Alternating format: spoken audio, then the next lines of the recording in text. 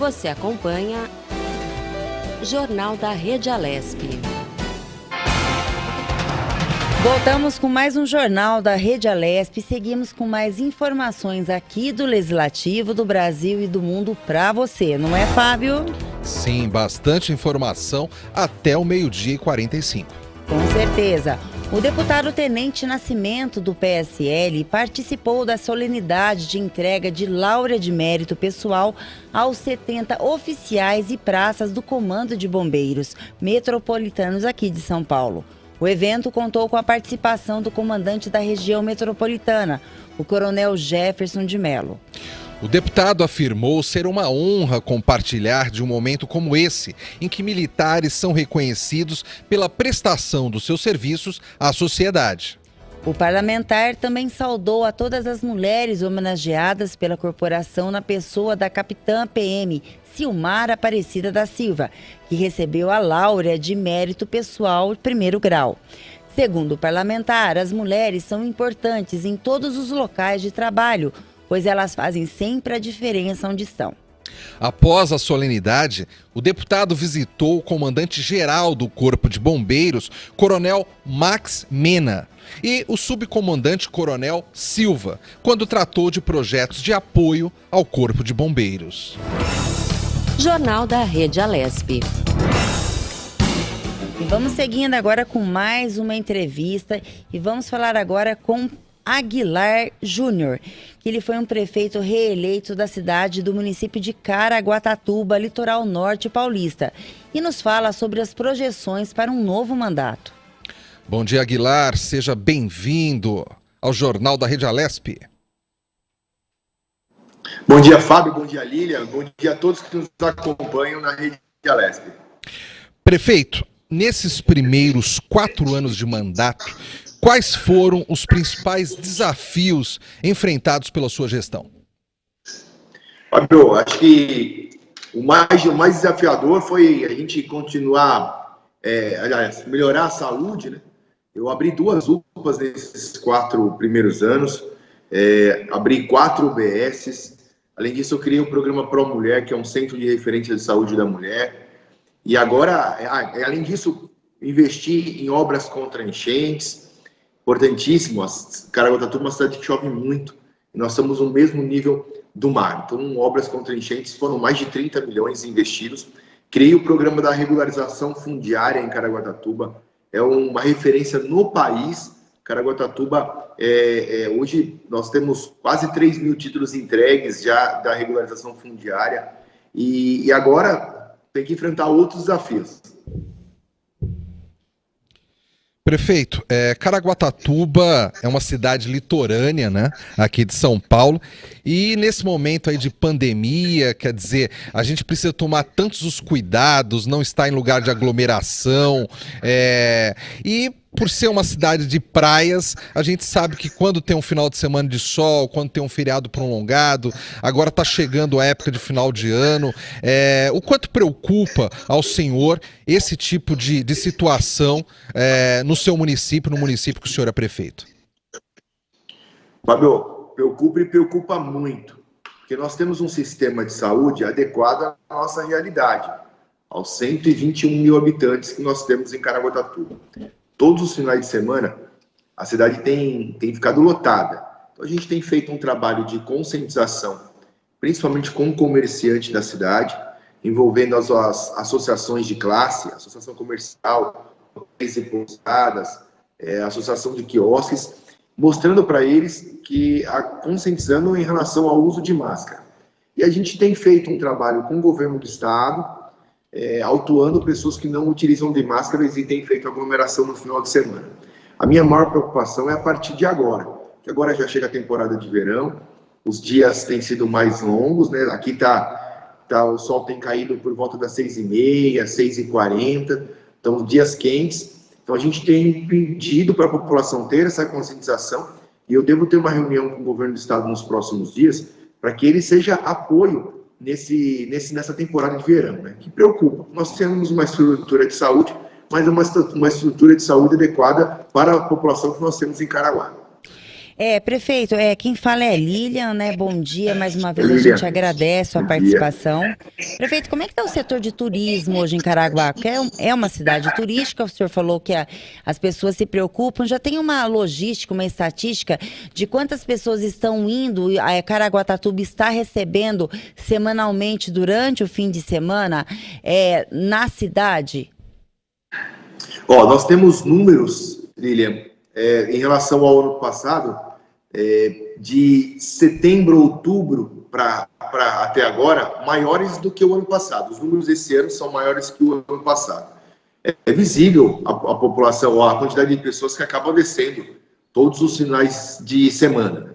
E agora o objetivo é aumentar. O objetivo, na verdade, a tendência é aumentar nos próximos meses. Eu tenho feito um equilíbrio entre a gente preservar vidas, manter o nosso sistema de saúde ativo, a ponto de atender as pessoas, e, por outro lado, também não deixei de atender o comerciante local. Então, a gente tem feito esse equilíbrio, conversando com os comerciantes, conversando com a população, até porque o turismo é um gerador de emprego e renda. Então, todas as pessoas que acabam descendo no final de semana, eles ficam num hotel, numa pousada, eles vão comer no restaurante, vão ao quiosque, vão à farmácia, vão ao posto de gasolina quando estão indo embora, e isso acaba gerando emprego e renda. Então, meu objetivo é sempre fazer o equilíbrio entre continuar preservando as vidas, mantendo o nosso sistema de saúde a ponto de atender a toda a população e quem precisar de atendimento, e, por outro lado, também dar um atendimento para o comerciante e o empresário local. Prefeito, ali no ápice da pandemia, que teve realmente um lockdown, que as cidades tiveram que fechar totalmente os seus estabelecimentos, Caraguá sofreu, de repente, o fechamento definitivo de hotéis, de pousadas. Como é que se deu isso aí no município? Aqui nós fechamos antes do governo do estado. Em contrapartida, a gente fez um trabalho muito legal com todas as entidades de classe, e a gente conseguiu abrir antes que o governo do estado. Então, todo o protocolo sanitário foi formado entre a prefeitura e cada entidade de classe, cada comerciante, cada empreendedor. Por outro lado, nós tivemos o acompanhamento do Ministério Público, né? A promotora, ela acompanhou cada passo, então todos os passos eram pensados e estudados, sempre com o objetivo de manter vidas. E, infelizmente, nós tivemos alguns comerciantes que acabaram não conseguindo, passando por essa pandemia, né? Por outro lado, agora é hora da gente pensar nessa retomada com segurança. Eu acredito muito na vacina nos próximos meses. A gente já tem conversado com as diversas associações, pensando em protocolo sanitário antes da vacina e já pensando também em pós-vacina. Nós temos um outro desafio, que a gente está falando de turismo, mas a gente tem outro desafio, que é o desafio da educação. Nossa rede municipal, ela não voltou esse ano. Então, todo o trabalho também da nossa equipe da educação, já pensando numa retomada das aulas regulares a partir do ano que vem, com segurança. Então, tudo isso já está sendo estudado, como eu falei, né, para a gente fazer esse equilíbrio, manter esse equilíbrio entre preservar as vidas e a gente, aos poucos, ir retomando a economia com segurança. Prefeito, teve algumas entrevistas que fizemos hoje, né? E alguns prefeitos falaram que já estão preparados para uma retomada e volta às aulas em fevereiro. Em Caraguatatuba, vocês ainda estão em planejamento ou as estruturas das escolas já estão prontas para receber os alunos, independentemente da vacina ter saído ou não? Então, nós temos a estrutura já montada, nossa estrutura já está montada, e agora nós estamos trabalhando com a parte pedagógica. Porque o grande ponto, Lilian, não é simplesmente voltar, mas voltar com segurança e, principalmente, dar segurança para o pai, para a mãe, que o aluno não vai se contaminar na escola. O meu sentimento é que os pais estão inseguros. Aqui a gente manteve todas as aulas remotas, de forma remota. Para quem não tinha sistema remoto, a gente fez uma busca ativa. Então, imprimimos as cartilhas, né, as apostilas, entregamos. Então, está sendo acompanhado todo mundo de forma pedagógica. Mas o grande ponto é partilhar a responsabilidade com o pai, com a mãe, com a população de forma geral, para que eles se sintam confortáveis e seguros para que mande os seus filhos para a escola. Então, tudo isso a gente vem trabalhando a concepção, trabalhando,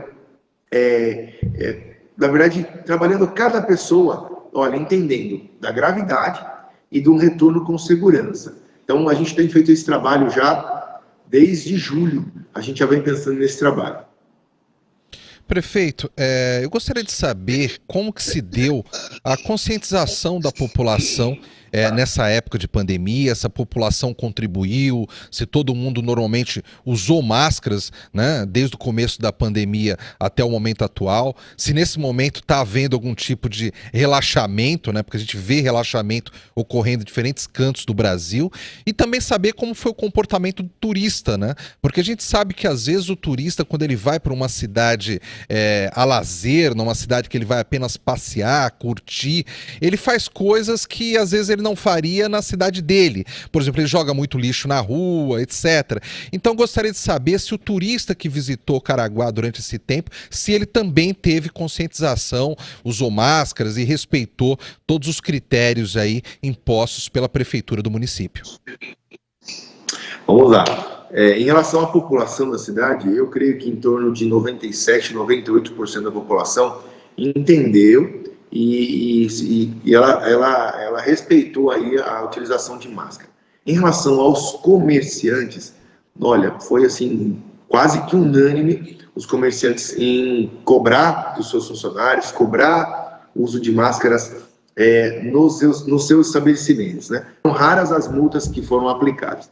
Já em relação aos banhistas, principalmente nas praias, nós tivemos bastante autuações sobretudo nos finais de semana, que a população acaba vindo, acha que está na praia, que não tem contágio e acaba deixando aquela máscara de lado. Então a gente fez um trabalho junto com o governo do estado, autuamos algumas pessoas e principalmente distribuímos cartilhas, fizemos campanhas na TV, nas rádios, principalmente com o intuito de conscientizar da importância do uso de máscara. Além do uso de máscara, álcool em gel. Então nós trabalhamos muito forte nisso. O meu sentimento, andando no dia a dia, na cidade, é que a população ela entendeu e tem respeitado. Acaba ultrapassando um pouco aí das regras, geralmente nos finais de semana, quando a gente tem aí uma superpopulação na cidade. Prefeito Aguilar Júnior, do MDB, prefeito reeleito de Caraguatatuba, no litoral norte paulista. Eu quero agradecer a sua presença aqui no Jornal da Rede Alesp e desejar, nesse novo mandato aí, a partir de janeiro, uma ótima sorte para o senhor e para toda a população de Caraguatatuba. Eu que agradeço, Fábio, Lilian, todos que nos acompanham pela Rede Alesp. Pode ter certeza, com a mesma força que nós trabalhamos aí para a gente vencer e conter essa pandemia, eu vou trabalhar agora para continuar mantendo vidas e a gente retomar nossa economia com segurança. Um forte abraço para vocês, uma ótima semana. Obrigada, uma ótima semana para o senhor também. Voltamos ao jornal aqui com informações. O tenente Coimbra, do PSL, se reuniu com os diretores da Operações e Relações Institucionais da Arteres para discutir sobre investimentos nas rodovias de Pirassununga e entorno. O encontro contou com a presença de políticos e secretários da região. Segundo a Arteres, a Intervias é responsável pela operação de 380 quilômetros, que abrangem 19 municípios da região centro-norte do estado, atendendo uma população de 1.700.000 habitantes. O deputado Tenente Coimbra aproveitou a ocasião para reforçar os pedidos feitos por meio de indicações protocoladas aqui na Assembleia Legislativa em setembro deste ano. Jornal da Rede Alesp. É interessante, né, Lilian? A gente estava escutando aí o prefeito de Caraguatatuba, né? Se nós que estamos aqui em São Paulo, que a gente fica analisando a situação de longe, imagina que uma parte da população, principalmente o público mais jovem, né, que às vezes é o público que mais desrespeita as regras de flexibilização, os cuidados que deveria tomar em relação a se precaver do coronavírus. Se nós aqui ficamos preocupados, imagina para esses administradores públicos prefeitos de cidades litorâneas, né? Que eles sabem que época de final de ano as cidades ficam lotadas de gente, vem turista não só do próprio estado, como até de outros estados para frequentar as praias. Deve ser realmente uma situação assim extremamente preocupante para quem está administrando essas cidades, né? Não, com certeza. Infelizmente, esse final de ano, eu acho que o governo vai ter que tomar alguma medida muito dura, né? Porque senão o litoral vai ser uma onda de infecção, porque as pessoas nem lembram mais da pandemia, como ele falou, né? Tá indo mais gente hoje do que no mesmo período do ano passado. Então, acho que é uma situação bem preocupante aí, que está na mão aí do governo do estado para tomar alguma medida. Porque esse turista vai até essas cidades litorâneas, eles acabam sendo infectados lá, acabam disseminando talvez a doença lá, caso já chegue nesses municípios infectados, e depois cada um vai para o seu canto, né? Para a sua cidade, para o lugar onde mora. Então, realmente, a disseminação do coronavírus por meio de feriados, férias, essa época de verão, essa época que todo mundo vai para o litoral, a chance de se aumentar o contágio é muito grande. Então, espero que realmente, como você falou, Lilian, que haja algum tipo de restrição um pouco mais forte para o bem da população, né? A gente tem que pensar no todo nesse momento. No todo. E falando de governo, né? O governador João Dória entregou ontem mais 230 moradias da campanha de desenvolvimento habitacional e urbano, o CDHU, em Ubatuba. Outros 146 apartamentos foram disponibilizados em julho para o mesmo residencial, que faz parte do programa de recuperação socioambiental da Serra do Mar.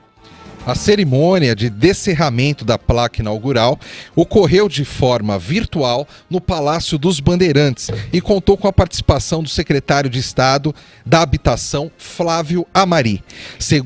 Segundo a CDHU, foram investidos 93,8 milhões de reais no empreendimento de 376 imóveis. Todas as famílias contempladas viviam em áreas de risco ou preservação ambiental. Isso mesmo, Lilian. O conjunto é formado por 352 imóveis de 2 dormitórios com 52 metros quadrados. 12 unidades foram adaptadas para pessoas com deficiência. Segundo o CDHU, o financiamento dos imóveis já segue as novas diretrizes da política habitacional do estado de São Paulo, que prevê juros zero para famílias com renda mensal de até 5 salários mínimos. De acordo com a empresa, as famílias pagarão, ao longo dos 30 anos de contrato, que sofrerá apenas a correção monetária calculada pelo Índice Nacional de Preço ao Consumidor Amplo, o IPCA, o índice oficial do Instituto Brasileiro de Geografia e Estatística, o IBGE. Jornal da Rede Alesp. E vamos a mais uma entrevista aqui no Jornal da Rede Alesp e nós vamos falar agora com a médica ginecologista e obstetra Mariana Rosário. E ela explica o que é o Novembro Roxo, mês da prematuridade. Olá, boa tarde, doutora Mariana. Seja bem-vinda ao Jornal da Rede Alesp. Muito obrigada. Boa tarde, Fábio. Boa tarde, Lilian. Muito obrigada pelo convite. Obrigado à senhora por tê-lo aceito. Doutora, a senhora pode explicar para quem nos ouve agora quando um bebê é considerado prematuro e prematuro limítrofe e prematuro moderado, além do prematuro extremo, quais as diferenças entre esses probleminhas de saúde? Bom, a prematuridade extrema, ela inicia com 24 semanas e vai por volta das 24 até umas 30 semanas, a gente considera um bebê prematuro extremo. Quando esse bebê nasce entre 31 e 36 semanas, ele é prematuro moderado, e quando nasce de 36 a 37, ele é prematuro limítrofe, porque a partir de 37 semanas o bebê já é considerado viável, né? Para nascer já é considerado maduro. Doutora, bom dia. Quem fala é a Lilian. Como sempre, eu agradeço mais uma vez a participação da senhora aqui na Rede Alesp, trazendo informações aqui de utilidade pública. Vamos começar para a senhora contar para a gente o que é a campanha de Novembro Roxo. O Novembro Roxo é uma campanha de conscientização, né, que agora a gente tende a usar as cores para conscientizar as pessoas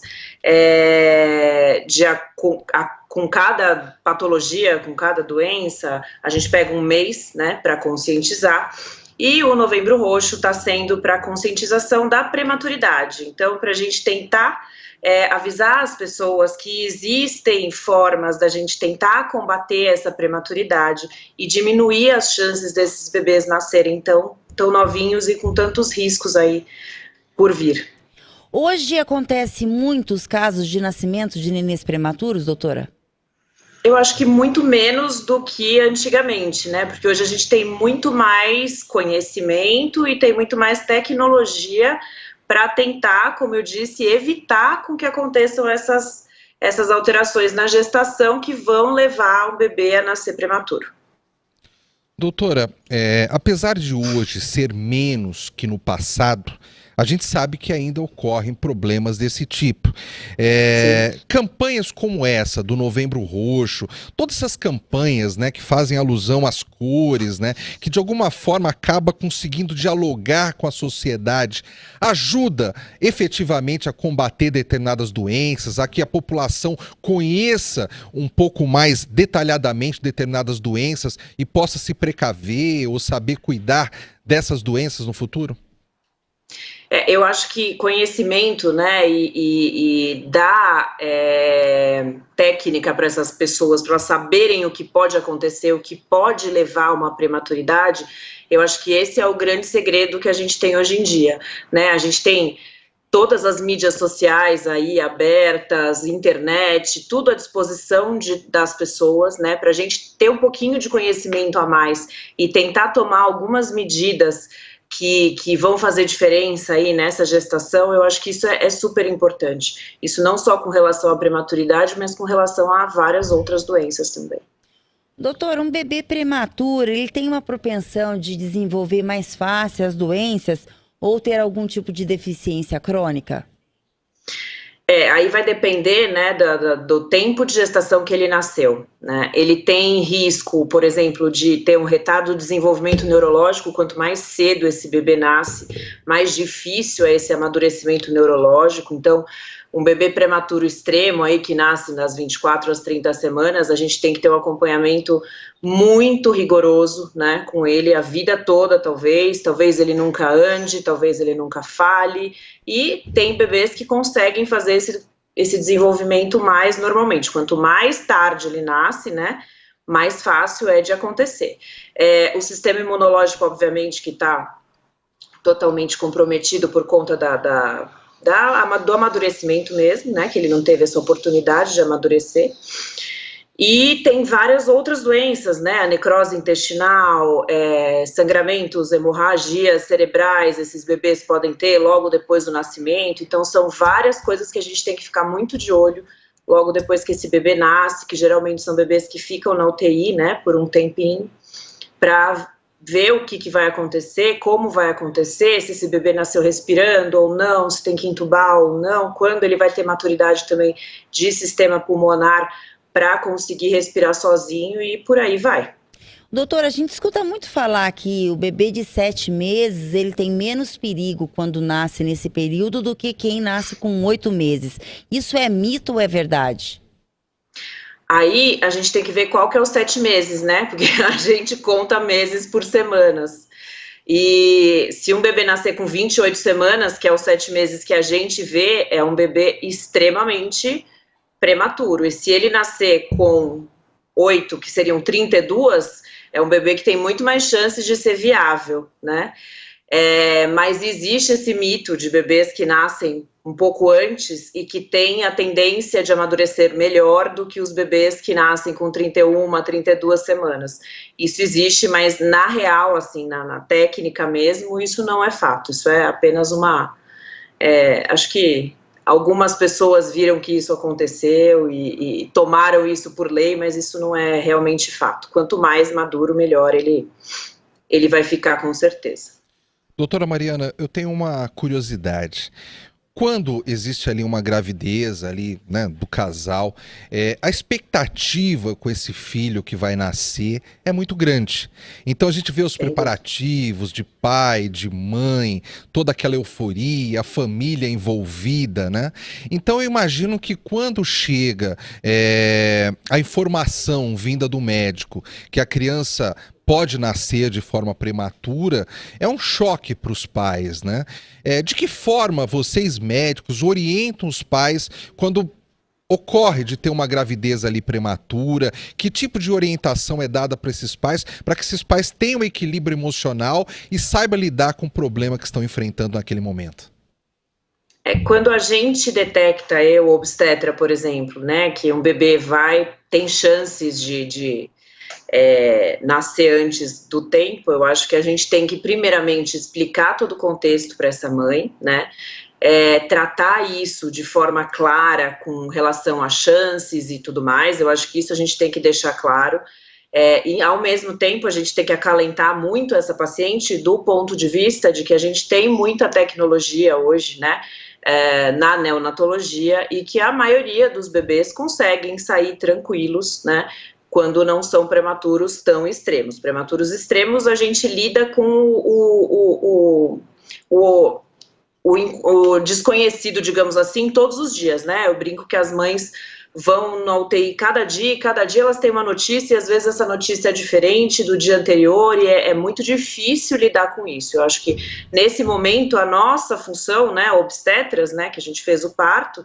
e entregou na mão do neonatologista, é continuar, obviamente, dando suporte para essa mãe, às vezes entrando na UTI, vendo como está esse bebê, passando uma outra visão, né, porque a gente teve contato com a mãe durante todo o pré-natal, mas eu acho importante discutir riscos, discutir dificuldades que vão acontecer, né, para que eles estejam cientes também do que pode ocorrer com o filho deles, mas eu acho que ao mesmo tempo deixá-los mais tranquilos por conta de toda a tecnologia que a gente tem hoje para lidar com esses bebês. Doutora Mariana, uma outra curiosidade que eu tenho, às vezes quem mora em cidades, quase sempre, né, quem mora em cidades um pouco maiores, sofre muito com estresse, acaba às vezes recorrendo ao tabagismo, acaba às vezes recorrendo ao álcool, acaba às vezes tendo uma vida um pouco mais desregrada do que quem vive em cidades menores, quem vive mais próximo do campo. Esses tipos de fatores, eles de alguma forma eles influenciam ao aparecimento de mais, ao nascimento de mais bebês prematuros, ou uma coisa não está necessariamente ligada à outra? Está totalmente ligada, né? Tanto é que hoje a gente vê muito mais casos de prematuridade em pacientes que têm cargos altíssimos de trabalho, por exemplo. Eu tive uma paciente que ela ficou internada durante toda a gestação, quase, ela internou com 24 semanas, por aí, e o bebê nasceu com 34, por uma dilatação, né, por um trabalho de parto prematuro, e ela trabalhava deitada de dentro do quarto, né, de dentro do quarto do hospital. Ela continuou, ela montou o escritório dela e ela trabalhava de lá. Então, o estresse, a falta de sono, né, o sono desregulado, o ciclo circadiano, ele afeta demais a gestação. É absurdo, assim, tanto o crescimento fetal quanto a contrações e outras doenças também, por exemplo, a pré-eclâmpsia, a diabetes, que é a pressão alta, né, a pré-eclâmpsia na gestação, que é também um motivo de a gente, às vezes, ter que resolver essa gestação antes, o diabetes gestacional. Então, alimentação, estilo de vida, falta de exercício, distúrbios psiquiátricos, sejam eles quais forem, alterações de sono, tudo isso, com o estresse, tudo isso vai interferir com certeza nessa gestação. Então, mães que trabalham de noite, por exemplo, médicos que dão plantão, e isso pode alterar também a gestação e pode aumentar o risco, com certeza, de ter um parto prematuro aí. Perfeito. Doutora Mariana Rosário, ginecologista, obstetra e mastologista. Muito obrigado pela sua participação aqui no Jornal da Rede Alesp e as suas informações tão relevantes sobre o nascimento de crianças prematuras. Obrigada a vocês, ótima tarde, Lília, ótima tarde, Fábio, obrigada pelo convite novamente. Boa tarde, bom trabalho. Tenha um bom trabalho e uma boa tarde, doutora. A Secretaria de Turismo do Estado de São Paulo liberou 33 milhões e 300 mil reais para obras e melhorias nas infraestruturas turísticas de 74 cidades, o maior valor mensal de 2020. Exatamente, Lilian. O repasse é feito pelo Departamento de Apoio ao Desenvolvimento dos Municípios Turísticos. Frisando, Fábio, as regiões que receberam mais recursos foram a Baixada Santista, com 8 milhões e 400 mil reais, a região de Campinas, com 7 milhões e 300 mil reais. Temos também São José dos Campos, que inclui Litoral Norte, Mantiqueira, com 5 milhões e 400 mil reais, e a região de Sorocaba, com 3 milhões e 700 mil reais. Para a liberação, a pasta optou pelas obras em andamento, sem a necessidade de novas licitações, o que, segundo o governo estadual, poderia atrasar o processo nesse momento delicado de queda nas atividades produtivas por causa da Covid-19. Segundo o governo, o valor repassado em 2020 soma 163 milhões e 200 mil reais, 37,4% a mais que 2019 e o dobro que 2018. O estado de São Paulo tem 70 estâncias e 140 municípios de interesse turístico. Jornal da Rede Alesp. E agora, né, Fábio, vamos a mais uma entrevista. Vamos sim, Lilian. E a gente vai falar agora, ou seja, semana de Black Friday, né? E para falar sobre um pouquinho sobre esse assunto, vamos falar com Guilherme Farid, que ele é chefe de gabinete do Procon aqui de São Paulo e vai comentar um pouquinho, falar dos direitos e os cuidados que os consumidores devem ter nessa semana. Boa tarde, Guilherme. Seja bem-vindo ao Jornal da Rede Alesp. Boa tarde, Lilian. Boa tarde, Fábio. Tudo bem com vocês? Tudo bom com você? Bem, graças a Deus. Guilherme, a possibilidade de comprar online tem sido bastante explorada durante a pandemia, já que permite escolher os produtos sem aglomerações e receber em casa. Qual é o balanço que o Procon faz das compras via internet?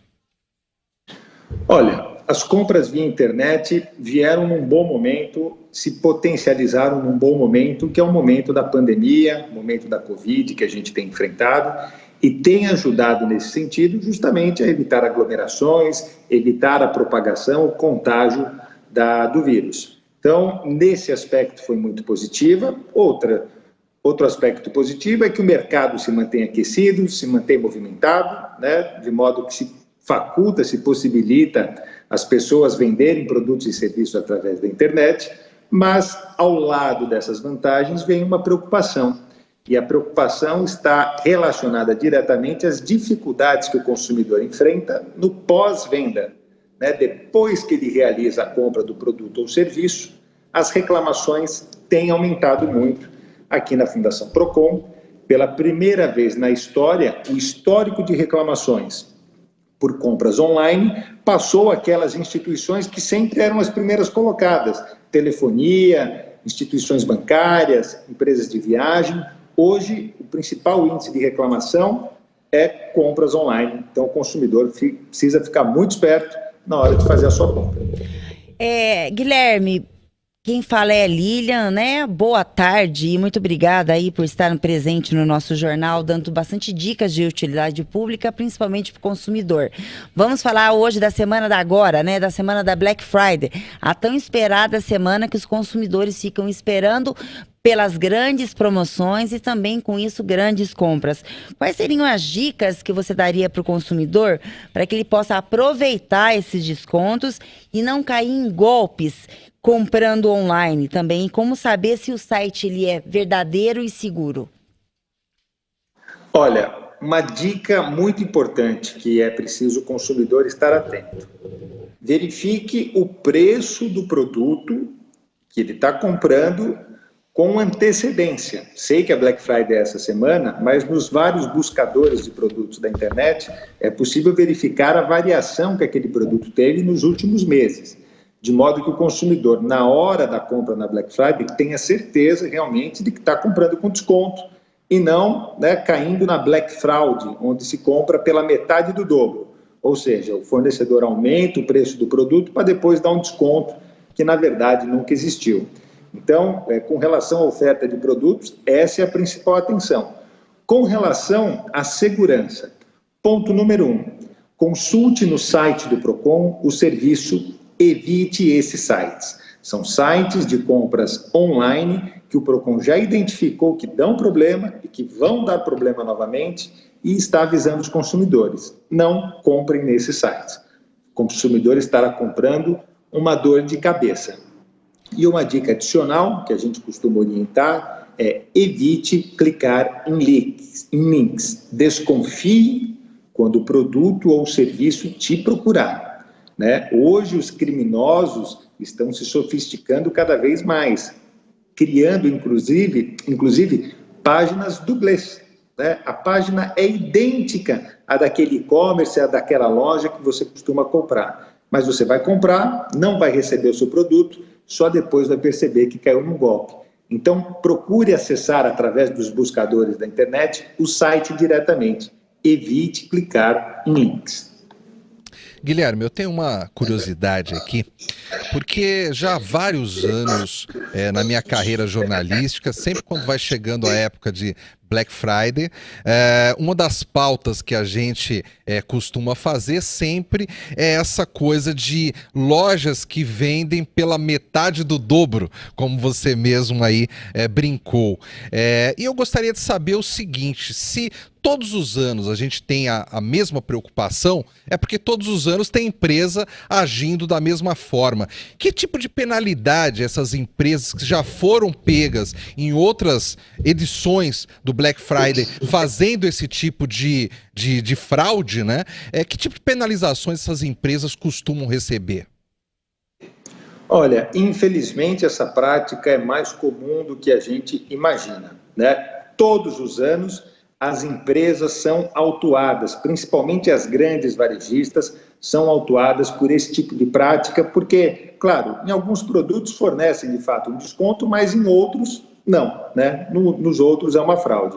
Então, o PROCON monitora o preço de produtos e serviços com 3 meses de antecedência. Depois o PROCON vai comparar com o preço que foi anunciado na Black Friday para verificar se houve ou não o desconto.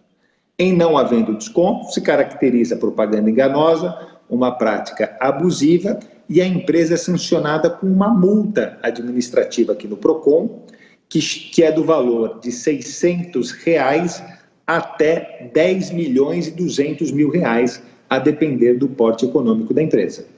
Então, essa é a sanção administrativa que o PROCON aplica sempre que identifica essa conduta abusiva. Uma multa que pode chegar até 10 milhões de reais.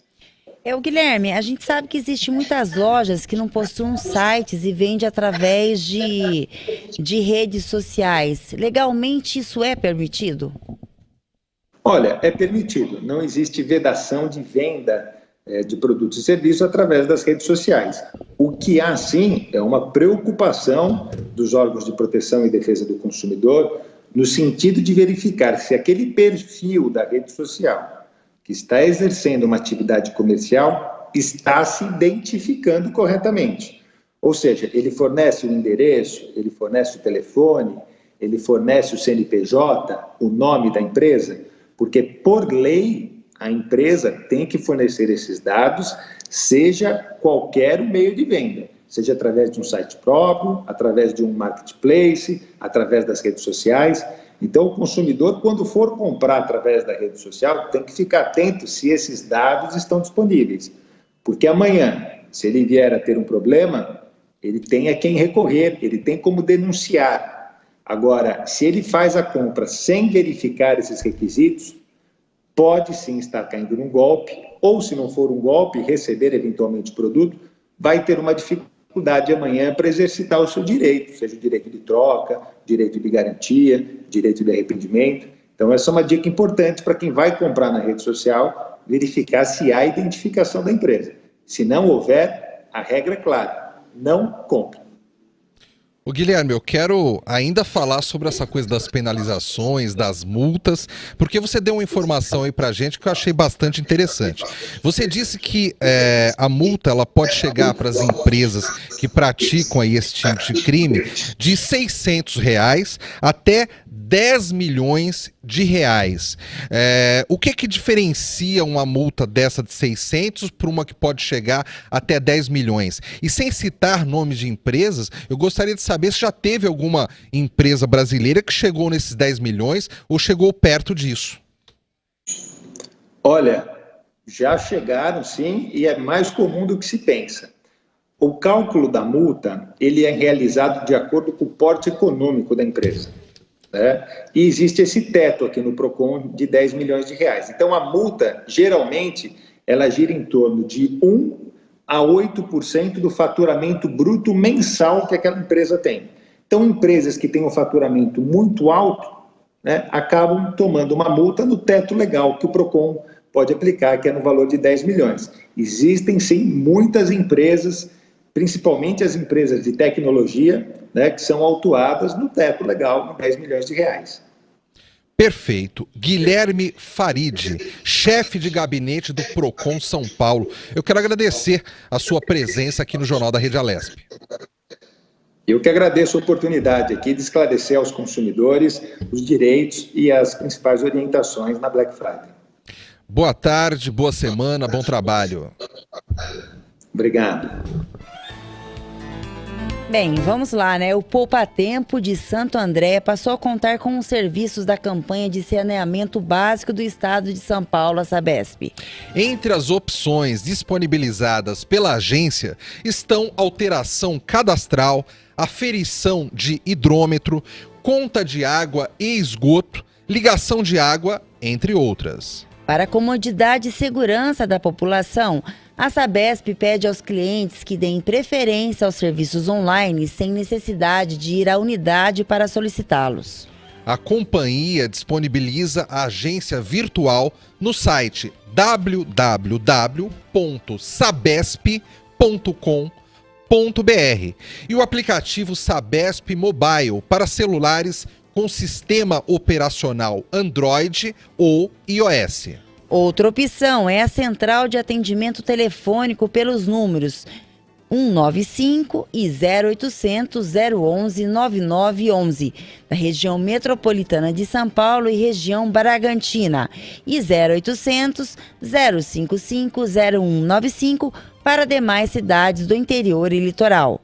Importante lembrar que, para evitar aglomerações, os postos operam com capacidade reduzida somente para serviços que necessitam da presença do cidadão.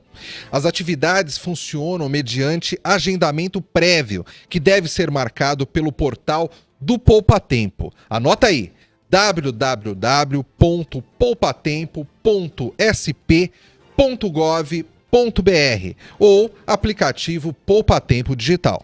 O uso de máscara é obrigatório e logo na entrada todos passam por medição de temperatura, higienização das mãos com álcool em gel e dos calçados em tapete sanitizante. A unidade de Santo André está localizada na rua Giovanni Batista Pirelli, 155, na Vila Homero Tom. O funcionamento é das 9 às 17 horas, de segunda a sexta-feira, e das 9 às 13 horas aos sábados. Jornal da Rede Alesp. Agora a gente vai falar com o deputado Carlos Genasi, do PSOL, que vai falar um pouco sobre o orçamento para 2021. Boa tarde, deputado Genasi. Seja bem-vindo mais uma vez ao Jornal da Rede Alesp. Muito obrigado pelo convite, um prazer enorme falar com vocês. Prazer é nosso. Deputado Genasi, nós estamos aí em novembro e já começam as discussões da lei orçamentária e do orçamento de 2021. Qual a preocupação que o senhor tem nesse ano tão específico, tão singular na história, por causa da pandemia de Covid-19, em relação a esse orçamento para o ano que vem? Olha, esse orçamento, essa peça orçamentária que foi apresentada, ela, na verdade, retira recursos de áreas importantes, estratégicas, como, por exemplo, na saúde. Eu fiquei chocado porque, quando li, não acreditei que o governador Dória está retirando do orçamento da saúde do SUS quase R$ 1 bilhão, mais de 800 milhões serão retirados do orçamento da saúde estadual, em plena pandemia, uma das maiores pandemias da história mundial. O governador Dória retira quase 1 bilhão da saúde. Então, isso é assustador, é uma retirada, inclusive, criminosa, que nós estamos denunciando. Também, o governador disponibilizou apenas R$ 4.000 para o IANSP, que é um instituto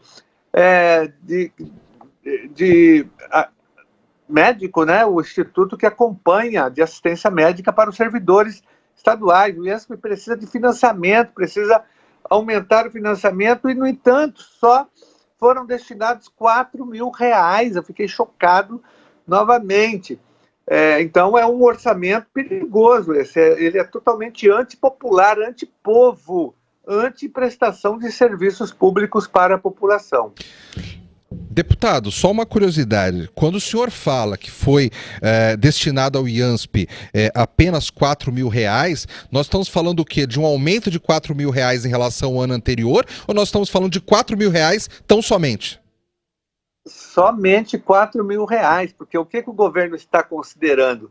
Que, como ele deu aquele golpe do PL 529, aumentando a contribuição da alíquota de desconto do IANSP, e ele pretende arrecadar, me parece que 300 ou 400 milhões de reais, então ele está tirando o corpo fora, ele está jogando a conta para o próprio servidor.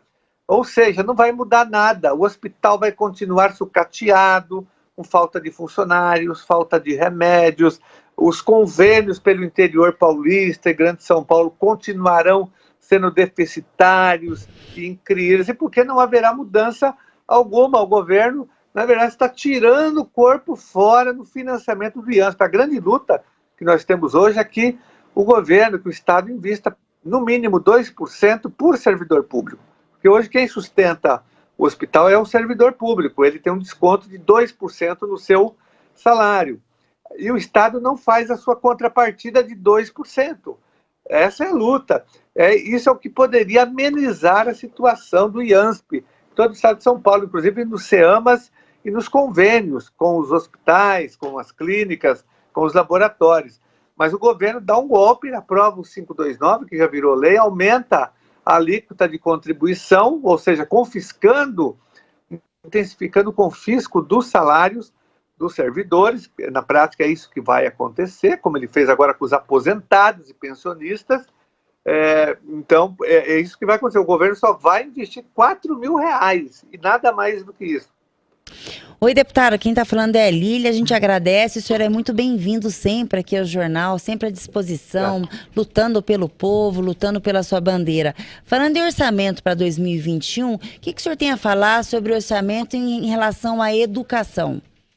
Olha, a educação também não tem um investimento significativo. O governo entra numa grande contradição, porque ele diz que vai investir nesse projeto excludente, que é o PEI, esse programa de educação infantil, de educação integral, desculpa, infantil não, integral, mas ele não investe em recursos. É um projeto excludente porque só vai beneficiar algumas poucas escolas da rede estadual, não é um projeto para universalizar a educação integral, apenas para ter uma vitrine, né, para ele apresentar na próxima eleição algumas escolas de tempo integral. Mas não há um choque de investimento na área da educação, nós precisamos construir novas escolas, nós precisamos reformar as escolas existentes para adequá-las à nova realidade, né, por conta do coronavírus. Nós precisamos mudar a arquitetura, a estrutura arquitetônica das escolas, com mais arejamento, mais ventilação. Nós temos que diminuir o número de alunos por sala. Não é possível mais ter 40 alunos numa sala, 50 alunos. Nós temos que diminuir para, no máximo, 25 alunos por sala, principalmente agora na pandemia e no pós-pandemia. Não haverá mais a possibilidade de voltarmos a conviver com a superlotação de salas, porque o coronavírus, infelizmente, veio para ficar, muito mesmo com a vacinação, a gente vai ter surtos, então não dá mais para ter escolas com superlotação, nós temos que ter escolas com arejamento, com ventilação, com janelas, isso vai ser fundamental, e com a diminuição do número de alunos, e com isso o Estado tem que investir mais recursos no ano que vem na educação, construindo novas escolas, isso é fundamental, para que nós não tenhamos escolas com muitos alunos e que ele faça esse investimento. Agora, no orçamento não há previsão para isso, por incrível que pareça.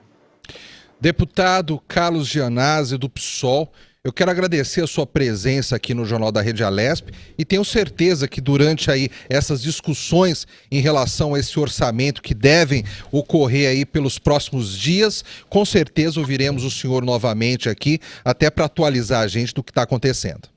E dizer só rapidamente que eu apresentei várias emendas para repor esses valores em várias áreas, para educação, para saúde, para segurança pública, infraestrutura, para a chamada dos aprovados nos concursos públicos. Então, nós estamos corrigindo todas essas maldades que o governo fez na peça orçamentária. O nosso desafio agora é que a Assembleia aprove as nossas emendas para que os efeitos sejam amenizados, esses efeitos perversos que eu citei aqui desse orçamento antipopular e antidemocrático do governador Dória. Perfeito, deputado Carlos Gianazzi, muito obrigado mais uma vez pela sua participação aqui no Jornal da Rede Alesp. Eu que agradeço, um abraço para você. Boa tarde, um abraço e tenha uma boa tarde.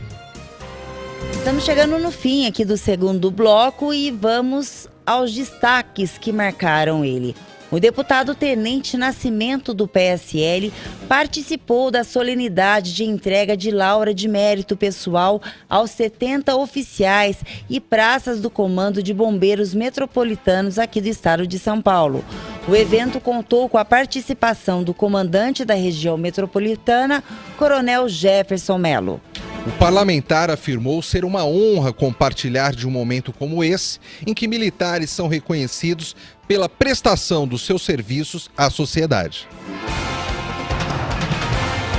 Estamos chegando ao fim, né, Fábio, de mais um jornal que se iniciou às 9h30 da manhã. E o Jornal da Rede Alesp, tudo sobre o Legislativo Paulista. Lembrando você, se você quer dar a sua sugestão sobre algum tema ou assunto, liga pra gente ou mande mensagem no Zap.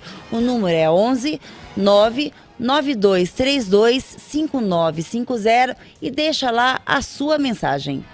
Outra coisa muito importante, né, Lilian? Mantenha que as pessoas em casa mantenham seus cuidados na prevenção contra o coronavírus. Não podemos relaxar.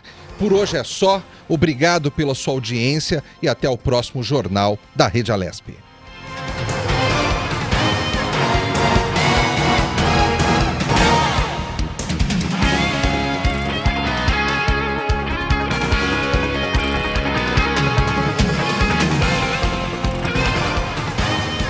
Você acompanhou Jornal da Rede Alesp.